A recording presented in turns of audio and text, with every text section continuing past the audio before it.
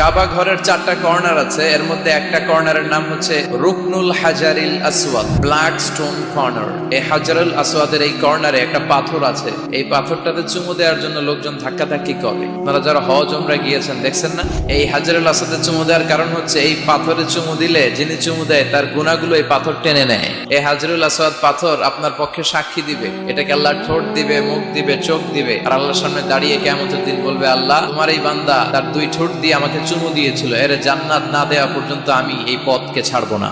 হাজরুল আসওয়াদের corner আর কাবা ঘরের দরজা এর মাঝখানে একটা জায়গা আছে, এই জায়গাটার নাম মুলতাজাম। এই জায়গাটাতে লেগে থেকে দোয়া চাওয়া, দোয়া করাটা সুন্নাহ। এই মুলতাজামে দাঁড়িয়ে হাত লাগিয়ে বুক লাগিয়ে দোয়া করলে এই দোয়া আল্লাহ ফিরিয়ে দেয়। এই দোয়াটা কবুল করে নেয় কে?